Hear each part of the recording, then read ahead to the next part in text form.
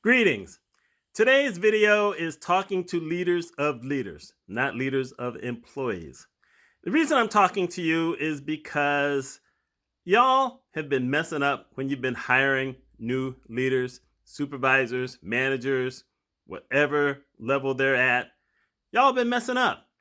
And the reason I say that is because you don't really follow the real rules for how to hire an effective and a good leader for those who actually have to basically run more employees than you do.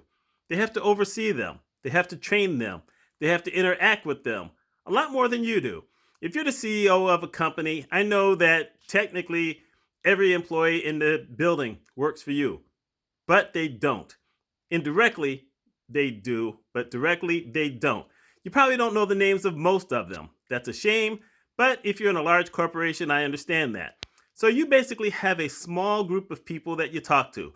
You talk to other directors, you talk to VPs, you talk to secretaries here and there, but you probably don't talk a lot to the people who actually do all the work in the place. And I know that doesn't sound fair, but let's face the fact here. If you have people who are cleaning up for you, you're not doing that. If you have people who actually talk to your consumers, the people who actually buy your product, the people who you're marketing to, for the most part, you're not talking to those people. And so you need to be hiring leaders who can help all those people who really do all the work, well, show them how to do the work, or at least give them real guidance. And that doesn't happen. It doesn't happen in most industries. My background is healthcare, and it certainly doesn't happen in hospitals. I hate to say that, but it's just the truth. It doesn't happen in almost any other place. How do I know that? Because I talk to people all the time, and one of their complaints, for the most part, is the people who they report to. And they'll say they don't know what they're talking about, or they treat me like a child, or they try to do all the work, or they yell at me, or some days I don't know what they're going to be. Are they going to come in nice? Are they going to come in mean? That's just a horrible way to have to follow somebody. And here's the thing. I will say that hiring someone in a position that has some technical expertise is better than hiring someone who has none whatsoever overall. And the reason I say that is because back in I think it was the 80s or 90s, one of the TV shows did an expose of a lady who was a psychotherapist who got the position of plant manager at one of the places that makes cars. And because she knew people, she was able to interact with everybody in the company. And within a year, they were the number one plant in America in that particular industry.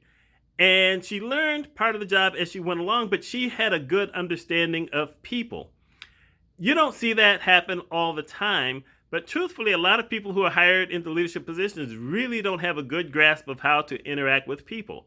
So if you're going to hire for those positions and you really want things to run, one of the questions needs to be, how do you get along with other employees?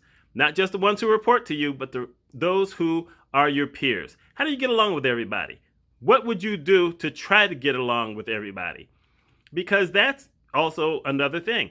You may already have a lot of employees in the organization who don't really get along with management, or other managers who don't get along with other managers. If you're going to change the culture of an organization, it starts at the top, and then it starts with you hiring the right people. Now, I could go back to the managers and say, you know what, if you want your departments to be good, you need to make sure you hire the right people. But I've done a lot on that subject. So I wanted to take this moment to talk to those of you who hire leaders. What are you going to do in the new year? We haven't reached the month yet, so I can call it a new year. And for those who are seeing this later, I'm doing this in January 2021. What are you going to do to try to change the culture of your organization to be more people-friendly? More friendly for employees, more friendly for directors, supervisors, whomever. More friendly for your organization. Y'all let me know. My name is Mitch Mitchell. I hope you have a wonderful day.